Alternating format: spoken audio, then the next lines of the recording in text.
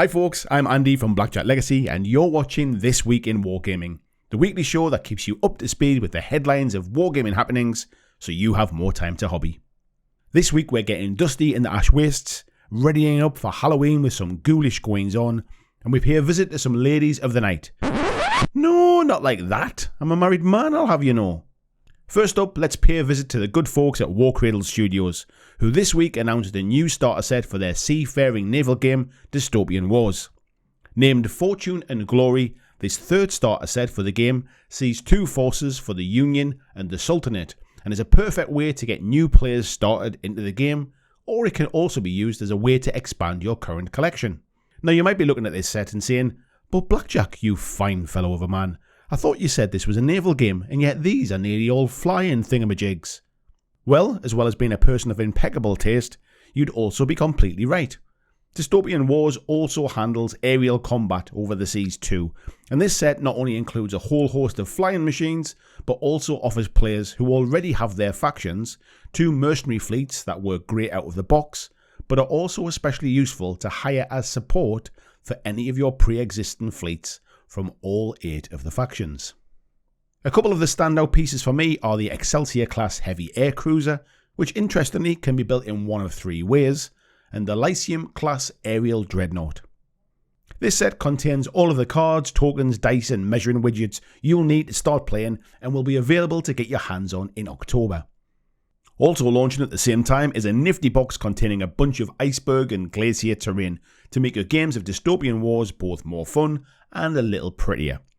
Of course you could use these for other naval games too, such as Kings of War Armada or Black Seas, but just be careful you don't make any titanic mistakes when sailing those ships. Now here's a game I was very excited about when it was first announced and went up for pre-order, Butumetsu from Blackside Studios. If you want to know more about it, you can check out the interview I did with Doug Kundle, the game's designer, right here. Butumetsu is a game of high fantasy monster hunting in feudal Japan. And alright, what's not to love? The game was originally up for pre-order from Blackside Studios, who run a backroom event for their customers, which is like a Kickstarter but without any of the risk.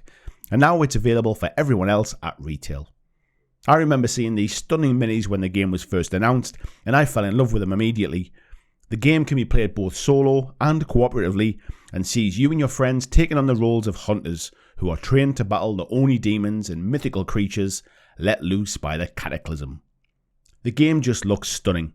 The minis, the setting and the artwork in the book are all just a thing to behold. Now I personally missed out on this at pre-order, as at the time the shipping from America was just a little bit too rich for me, and whilst I really should have picked up the digital only version, where you can print out the STL files, my resin printer wasn't filling me with confidence back then, and so I stupidly didn't back it. I'm now wishing I had, so I'll be seeing how I can get my hands on this now it's launching to the wider world. Doug, if you're listening, I'd love to review it. The wonderful Annie at Bad Squiddo Games launched her latest Kickstarter this week, named, appropriately enough for the start of the Halloween season, Ghouls.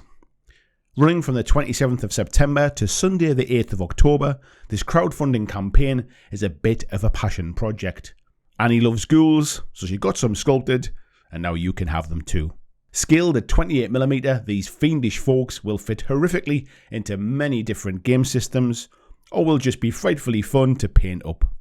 With minis like the Ghoul Matriarch, buff ghouls, who are at peak ghoul performance I'll have you know, and youthful ghouls, there's a real mix of options. With some great packages available to include things like scenics or build your own pledges, there's a lot of flexibility in this one, so make sure you check it out. Annie will be joining me on Monday's livestream next week to talk all things Tabletop World, as well as these awesome ghouls, so make sure that you tune in for that too. Leading on nicely from those ghouls is one of October's releases from those wonderful people at Weird Games. Every year they release a special edition Rotten Harvest box set, where there's an unusual take on some of the Malifaux characters with alternative counts as sculpts, and this year is no different. This release is called It's Alive! And it contains Dr. Frankenstein. Frankenstein. You're putting me on.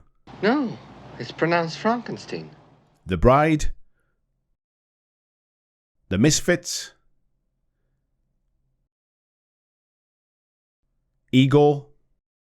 No, it's pronounced Igor. They told me it was Igor. Well, they were wrong then, weren't they? And of course, the creature. As someone who absolutely loves the Mel Brooks movie Young Frankenstein, I can't help but be drawn to this. As always with Malifaux models, the sculpts are out of this world. I can't wait to see these soon.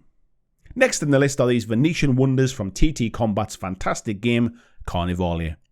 This new box set for the Guild faction is called Ladies of the Night and works very well as an addition to the House of Virtues gang, providing magical capability, support and a shadowy assassin. The witch has stolen magic from Baba Yaga and now deftly wields the power of wild, runic and blood magics. The shadow assassin can vanish into the shadows, travelling unseen paths, only to reappear where the enemy least expects it.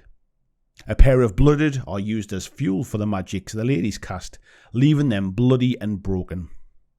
Keeping all of these in line is the escort, providing some reliable muscle and damage. For those not familiar with Carnivàlia, think of it as a kind of crossover between Assassin's Creed, H.P. Lovecraft and an RPG miniatures game, all set in an alternative Venice.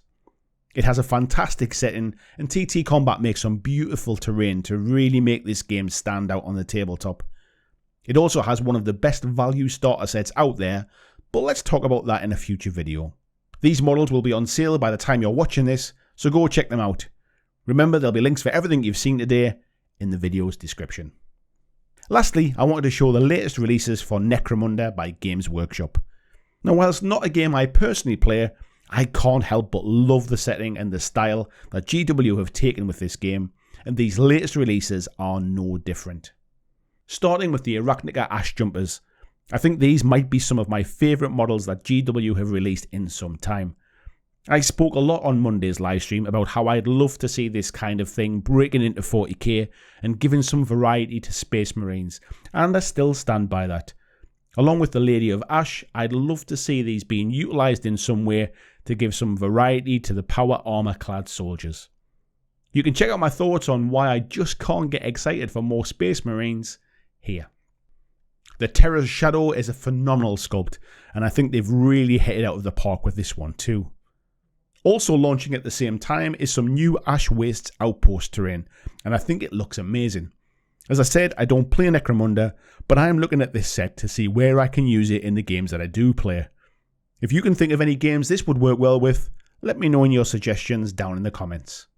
That's it for this week in Wargaming. Let me know what you think of the stuff I've covered here, and don't forget to like the video and subscribe so that you're kept up to date with what's happening in the Wargaming world. See you next week, and happy hobbying.